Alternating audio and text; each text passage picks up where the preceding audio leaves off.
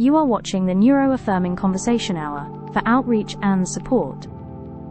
The Humanities 101 Foundation welcomes you.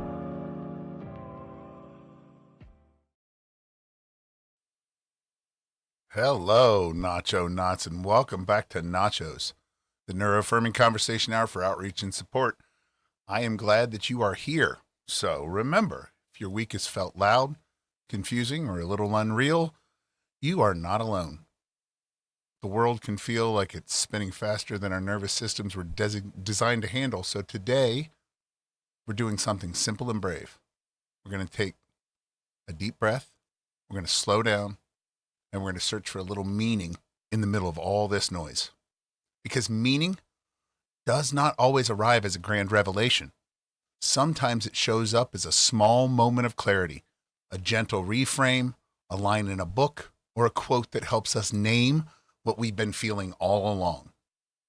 Meaning can be a flashlight, not a floodlight, just enough to take the next step and to remember that we are still here, still human, still capable of kindness, curiosity, and repair. And that's why I want to start this episode with two lines from Albert Einstein that feel like they were written for a week like this one. The first is darkly funny, the kind of humor that makes you wince and laugh at the same time. He said, "Two things are infinite, the universe and human stupidity, and I'm not sure about the universe." It is a little reminder that the chaos we see is not new. People have always been people. We've always been brilliant and baffling, compassionate and careless, capable of building wonders and repeating mistakes. If you're exhausted by the headlines or discouraged by what you see in others, you're allowed to feel that. You're allowed to smile at the absurdity and let that smile loosen the tightness in your chest, even if just a little. And then the second quote shifts us from the sigh to an invitation. Quote, "We cannot solve our problems with the same thinking we used when we created them," end quote. That is the mood I want to hold today. Not despair, possibility. Not pretending everything is fine, but refusing to stay trapped in the patterns that keep hurting us. If the world feels crazy, maybe the first step is not to match its intensity. Maybe the first step is to choose a different kind of thinking, a gentler kind, a more curious kind, a more human kind. So that's where we begin. In a strange world, we're going to look for meaning in this strange world. In a loud world, we're going to practice a little quieter wisdom. In an tired world, we're going to keep reaching for new ways to think, new ways to care, and new ways to come home to ourselves. And when Albert Einstein says we cannot solve our problems with the same thinking that created them, I hear something deeply practical in that. It's not just about governments or institutions. It's about daily life, the way we talk to ourselves, the way we try to muscle through overwhelm, the way we treat our bodies like machines instead of living ecosystems that need rest, rhythm, and repair. If the problem was created by rushing, shaming, masking, overperforming, or going it alone, then the solution probably will not come from rushing harder, shaming ourselves more, masking better, performing louder, or isolating deeper. Sometimes the most radical move is to stop doubling down on what is not working. For a lot of us neurodivergent folks, the same thinking looks like this. I should be able to handle this. I should not need help. I should just push through. I shouldn't be so sensitive. I shouldn't be this tired. But that's not wisdom. That is a script that you were given. And scripts do not care if you are hurting. Scripts are efficient, but not compassionate. So maybe this week we practiced a different kind of thinking, the kind that asks, what do I need right now to stay regulated? What would it look like to make this moment safer for my nervous system? What is one small accommodation I can offer myself without asking permission? And that's where the first quote helps too, because it gives us a little emotional distance. The world will do what the world does. People will sometimes be breathtakingly wise and other times astonishingly reckless. If you're feeling disillusioned, it does not mean you're broken. It may mean that you're paying attention. It may mean you care. It may mean you are awake to the gap between what could be and what we often choose. And there's grief in that, but there's also a kind of clarity. You don't have to romanticize the world to find your place in it. So here's a gentle invitation for this episode. Let us look for meaning that is sturdy, not sentimental. Meaning that can survive disappointment. Meaning that does not depend on everyone else suddenly becoming reasonable. Meaning that is built from values you can actually live: compassion, honesty, boundaries, community, humor, patience, repair. If the world is chaotic, we do not need to become chaotic with it. We can become anchored. We can become intentional. We can become the kind of people we wish we had more of. And if you're listening today feeling depleted, I want you to hear this clearly. Searching for meaning does not require you to be inspirational. You don't have to turn your pain into a lesson on demand.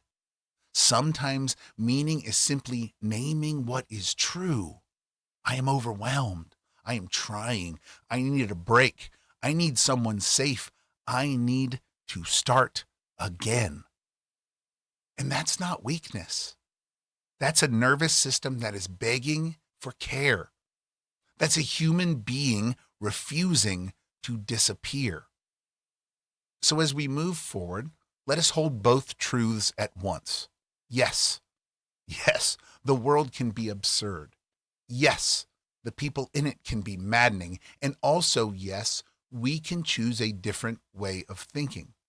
One that makes room for regulation, dignity, and connection. One that does not solve problems by creating new ones inside of our own bodies.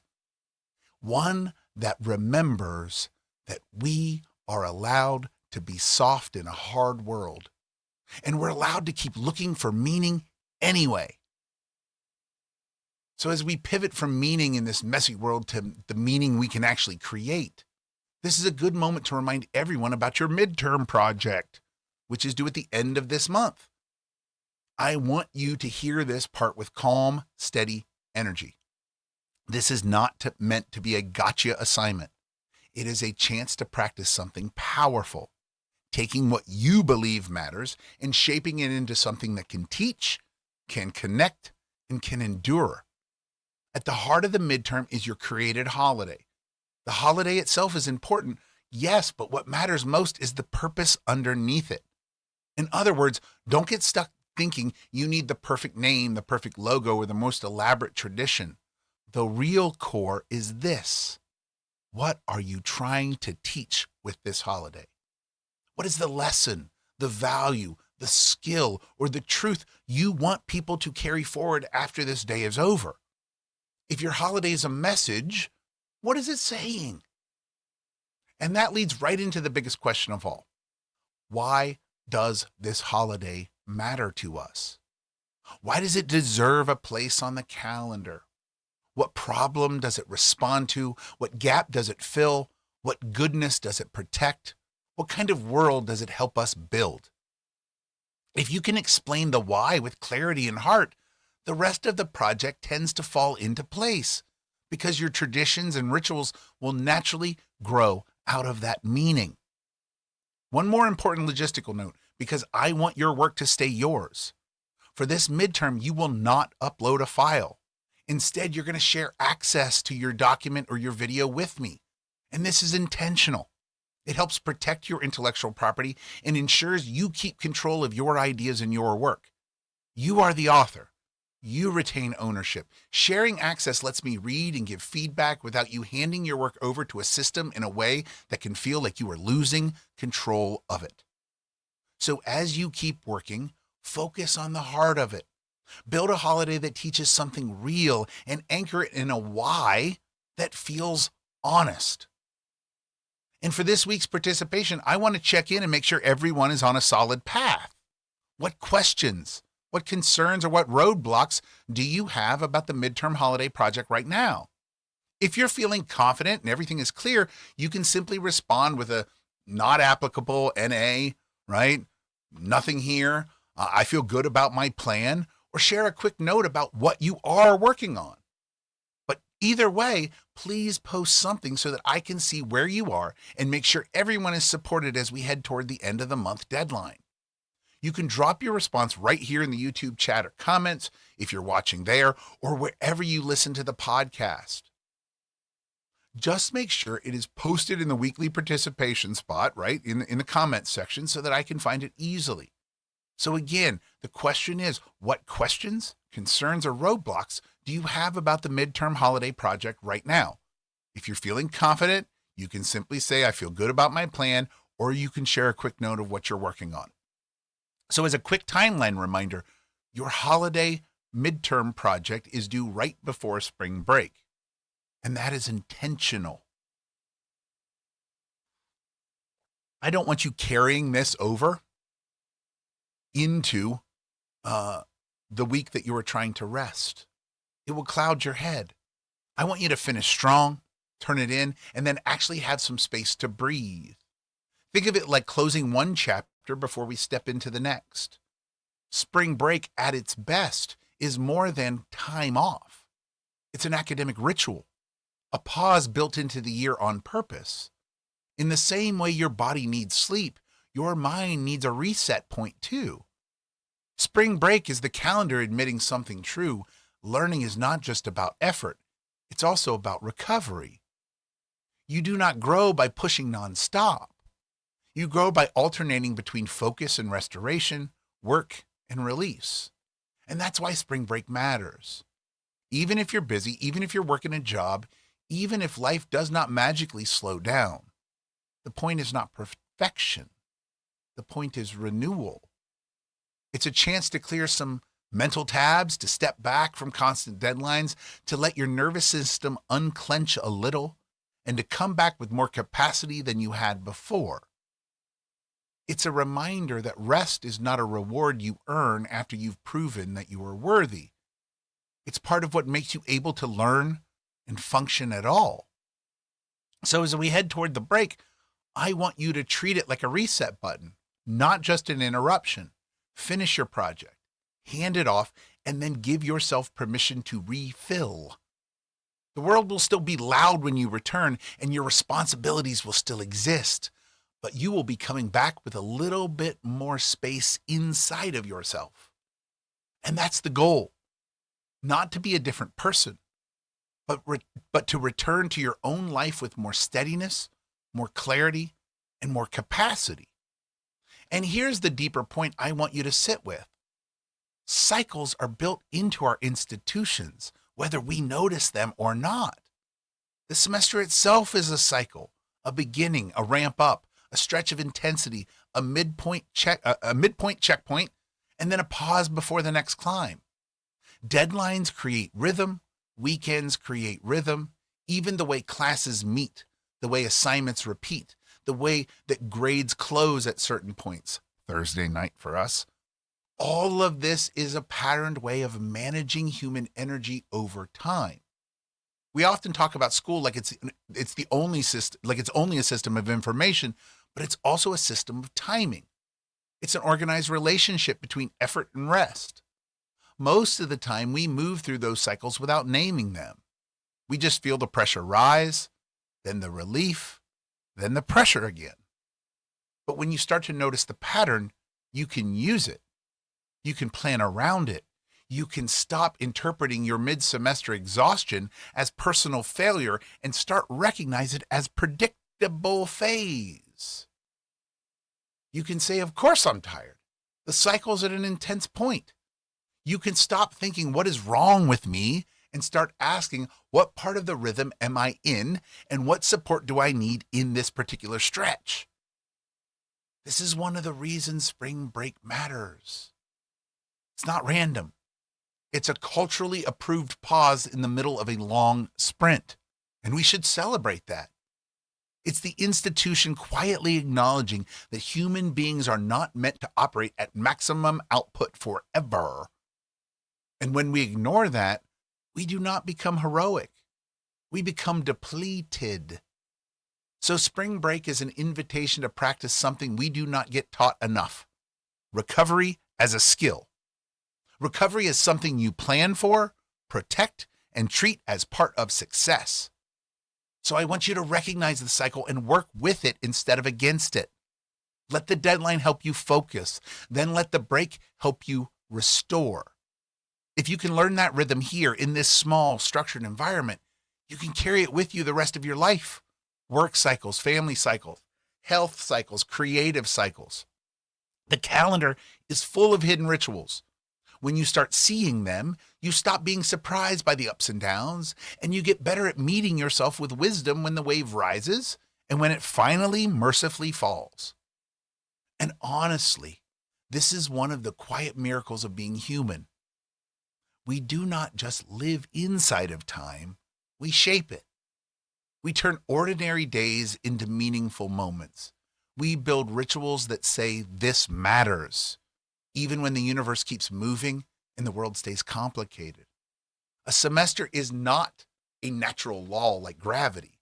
It's something people invented to help other people learn. A spring break is not inevitable.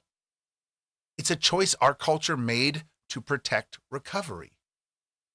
These cycles are evidence that humans are not only workers or consumers or students. We are meaning makers. We design patterns that help us survive, connect, and remember who we are. Rituals do something that raw time cannot do. They create shared language. They let us mark transitions, beginnings, endings, losses, renewals, and return. Think about how many moments become bearable because they have a shape: a birthday, a holiday meal, a graduation, a memorial, a first day of class, a final day of class. Even small rituals count.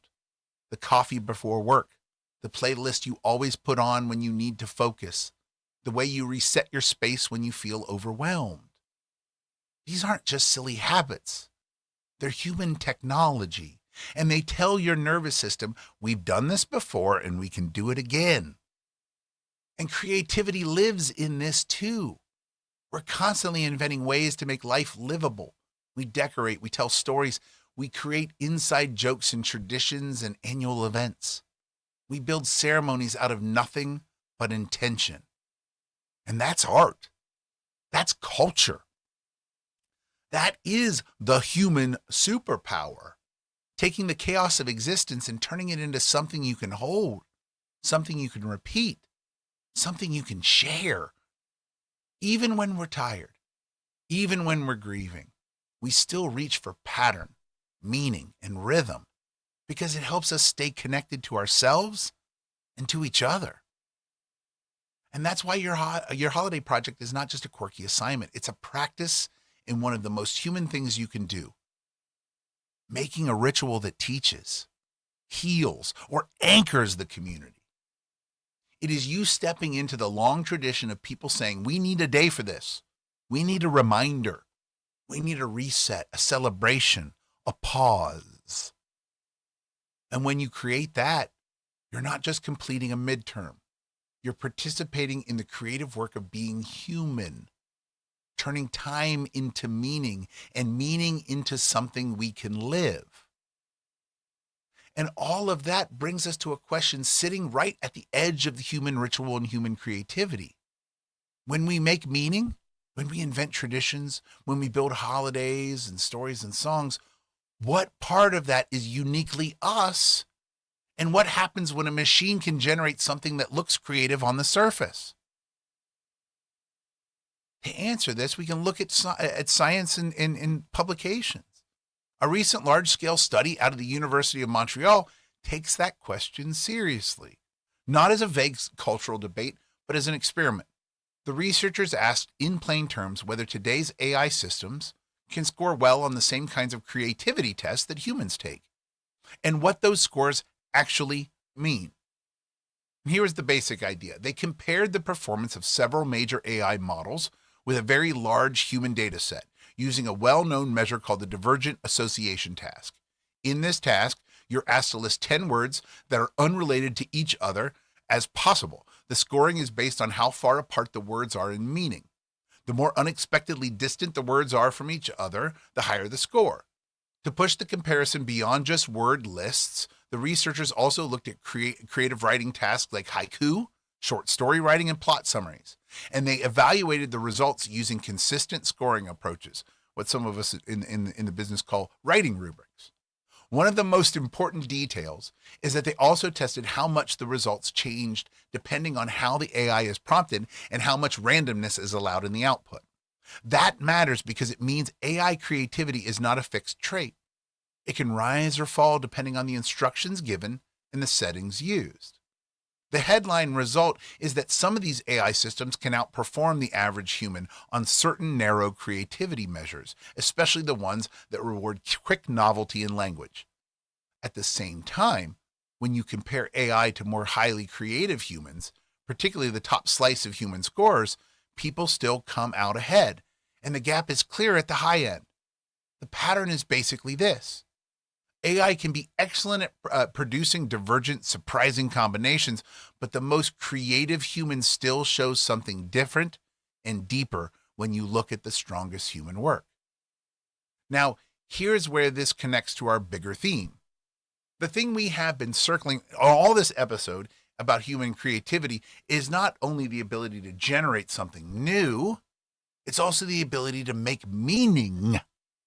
What Viktor Frankl calls logotherapy. And rituals are a perfect example of this.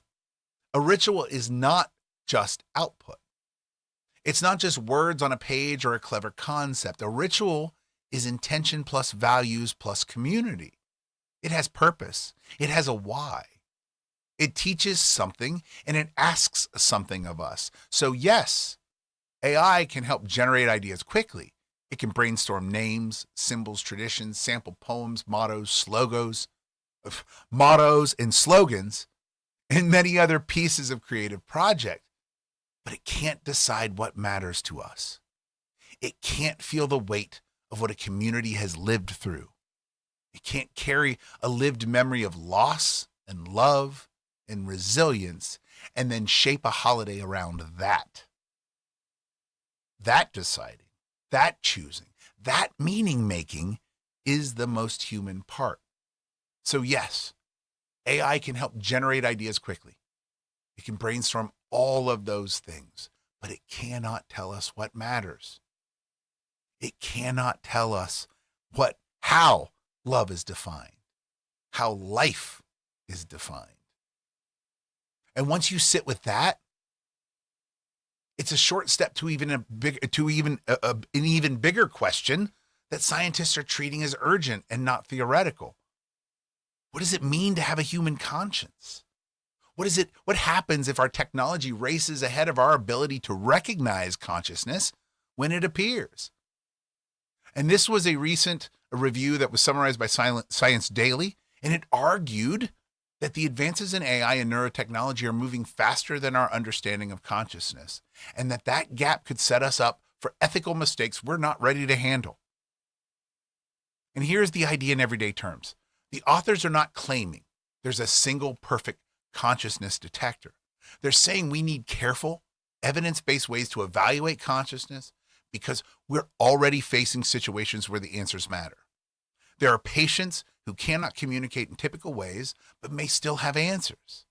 There are animals whose inner lives we may underestimate. There are lab-grown brain-like systems, sometimes called brain organoids, that are becoming more complex over time and could eventually raise difficult questions.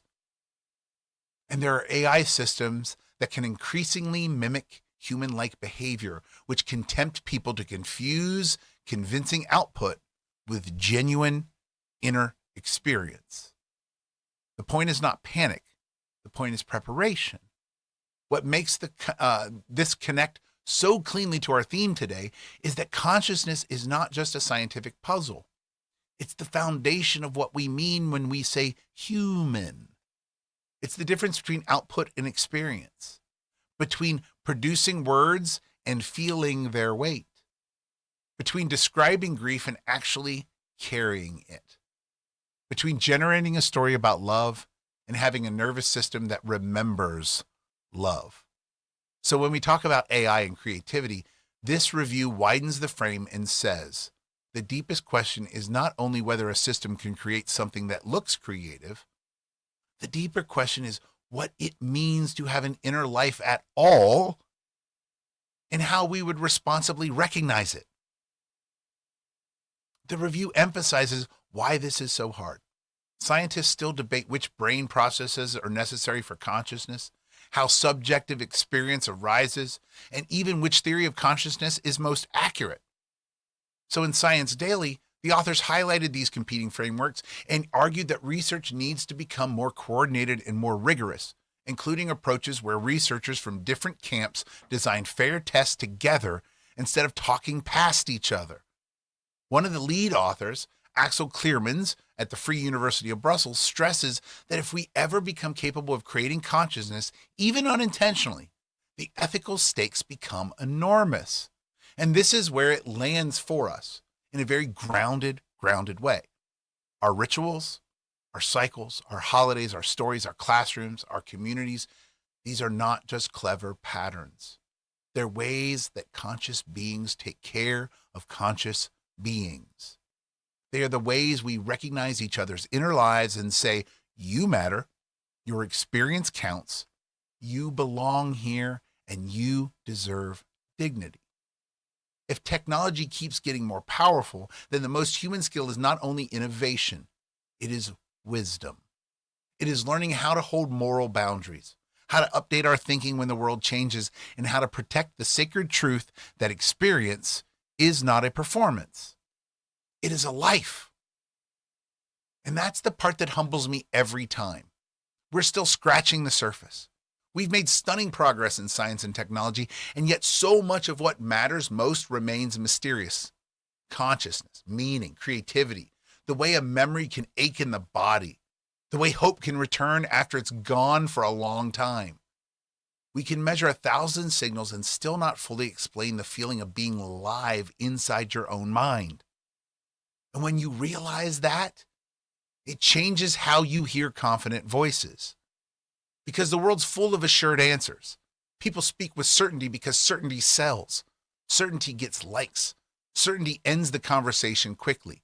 But certainty can also become a kind of mask, a way to avoid the discomfort of complexity, the vulnerability of I don't know, and the humility of admitting we might be wrong. And in a time when technology can generate fluent, persuasive language on demand, we have to be even more careful. It's easier than ever to sound certain. It is still rare to be wise. The truth is, we are still becoming, as individuals and as a species. We're still discovering how minds work, how communities heal, how to build institutions that actually protect people instead of grinding them down. We're still learning how to live with tools powerful enough to reshape our culture faster than our ethics can keep up. We're still learning what kind of questions we should be asking in the first place. So if you feel unsettled by that, it doesn't mean you're failing. It means you're awake to reality. So maybe the posture we practice today is not cynicism and not blind optimism either. Maybe it's a curiosity with humility, a willingness to say, here's what we know so far, and here is what we are still trying to understand. A willingness to hold room for new evidence, new experiences, new voices, and new perspectives, especially the ones that complicate the neat story we want to tell, is not a weakness. It's intellectual honesty. It's emotional maturity. It's how real learning happens. And I want to name something important here. Not sure does not mean anything goes. Curiosity is not the same as confusion, and humility is not the same as surrendering your values. You can be deeply committed to dignity, compassion, and justice while still admitting you do not have the university fully mapped. In fact, That combination is part of what makes someone safe to trust. They're grounded in values, open in mind, and honest about the limits of their certainty. So this week, if you catch yourself craving a final answer, a clean conclusion, a perfect explanation, just notice that craving with gentleness. It's a human response to uncertainty. And then invite yourself back into the more sustainable truth. We're still discovering, still learning, still becoming. And in a world that rewards loud certainty, choosing to stay curious might be one of the most human, most courageous things that we can do. And that brings us back to one more line from Albert Einstein that fits almost too perfectly with what we've been holding today. The true sign of intelligence is not knowledge, but imagination. Now again, the true sign of intelligence is not knowledge, but imagination. Because if knowledge is what we have collected so far, imagination is what lets us reach beyond it. Knowledge is the map we've drawn. Imagination is the part of us that says there might be a coastline we have yet to see. And I'm willing to explore to see it. This is where humanity lives. We're not only creatures who store facts, we're creatures who ask why, who wonder what if, who look at what is broken and picture what could be. Curiosity is the spark, imagination is the bridge, and both are rooted in something, the same humble truth. We do not know everything, so we keep reaching. We keep experimenting. We keep revising. We keep listening. We keep becoming. And imagination is not childish. It's not a luxury. It's a survival tool. It's how we create rituals that help us endure hard seasons. It's how we make community when we feel alone. It's how we build kinder systems when the old ones keep failing people. It's how we practice empathy, the ability to imagine another person's inner world even when it's different from our own. Knowledge can tell you what happened. Imagination helps you understand what it felt like and what it might take to repair it. This also ties directly into our conversation about AI. Machines can generate information. They can remix patterns. They can produce language that looks polished and confident.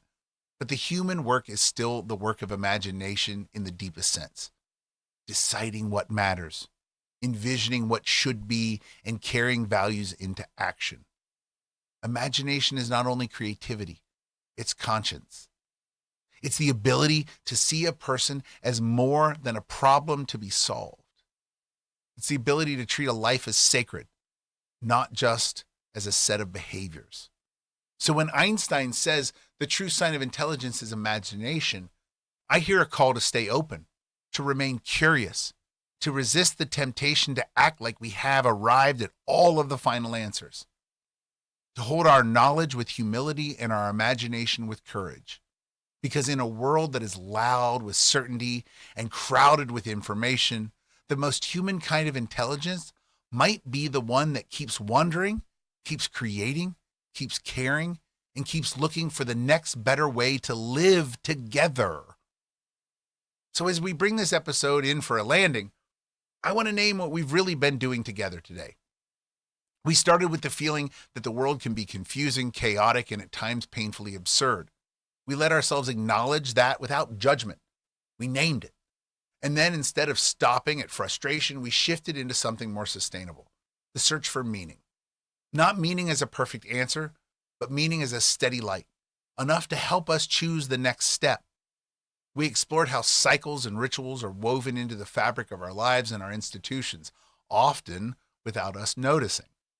Semesters, deadlines, breaks, beginnings, and endings, these are not random. They're human.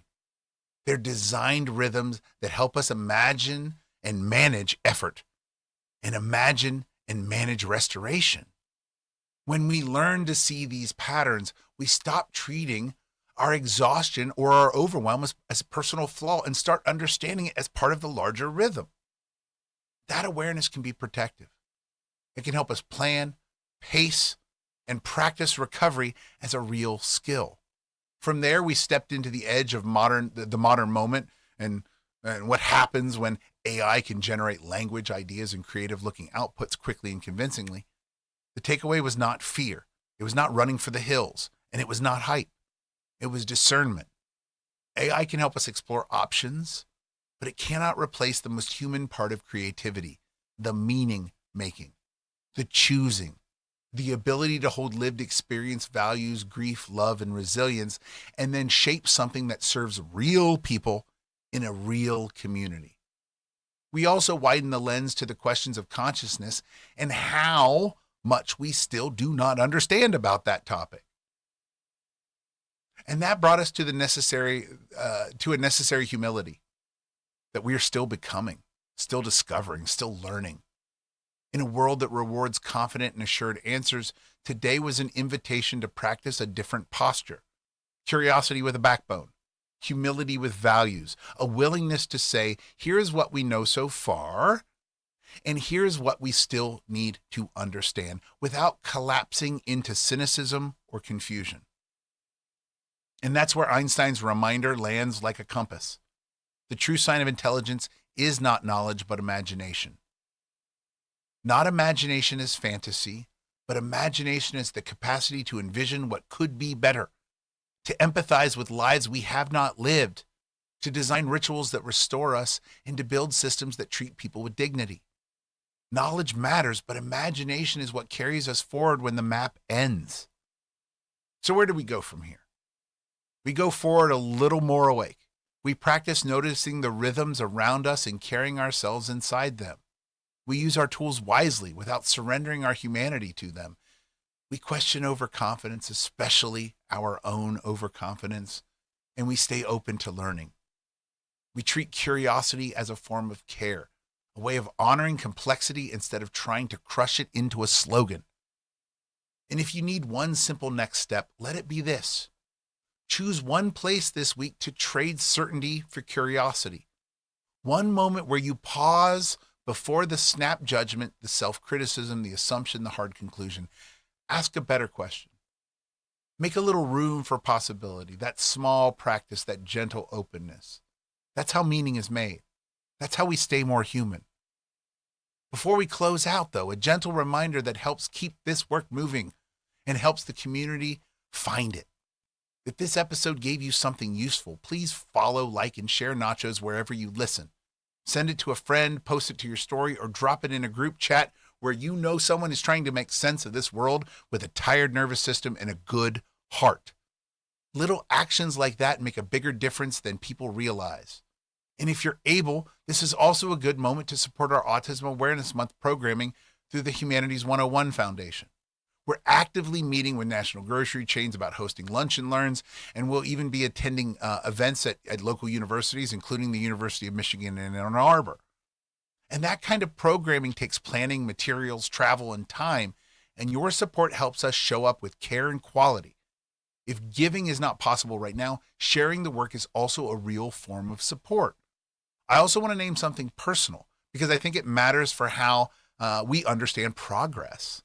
A little over 2 years ago, when I started Humanities 101 and Nachos, I set a goal for myself.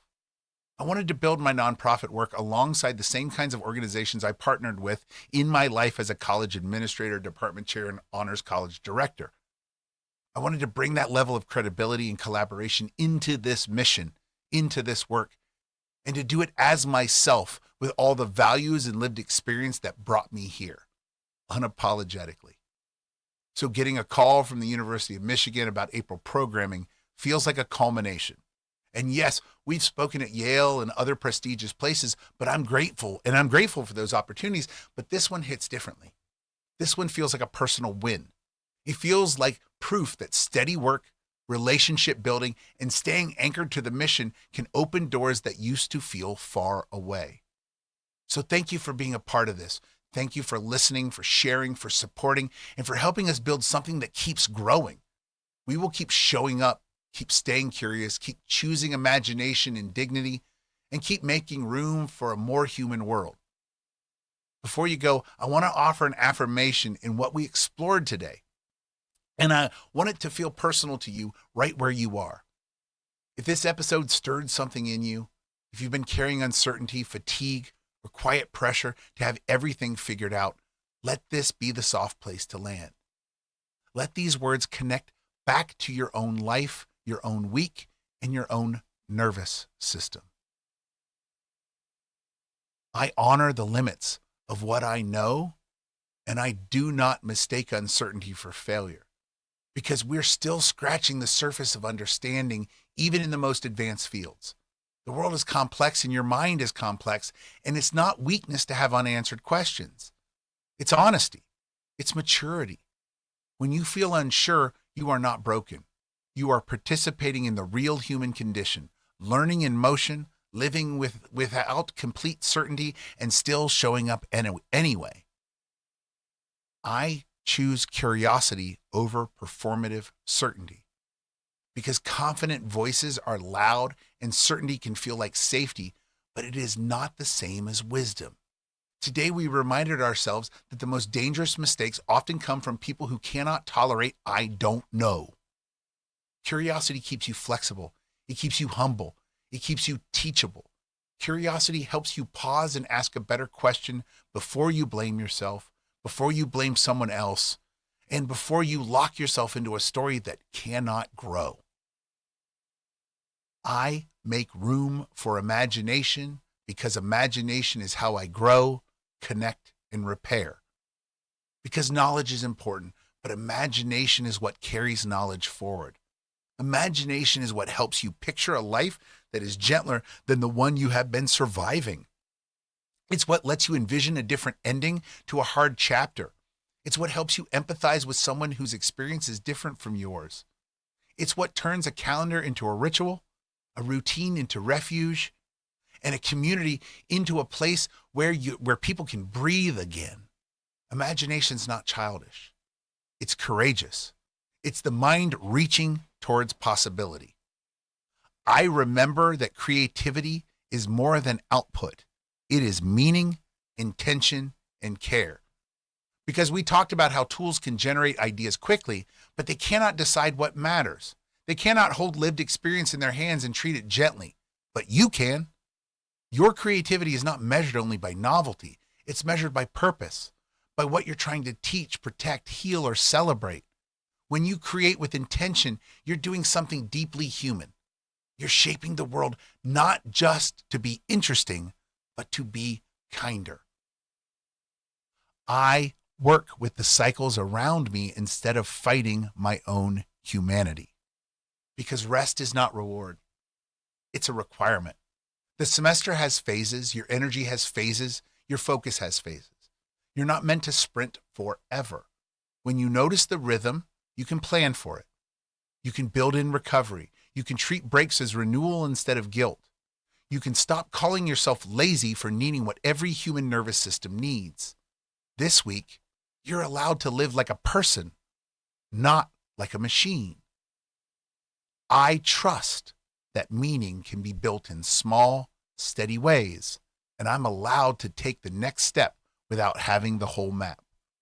Because meaning is often a flashlight, not a floodlight. You do not need perfect clarity to move forward. You need enough clarity to choose the next kind step, the next honest conversation, the next boundary, the next rest, the next attempt. Progress does not require you to be fearless.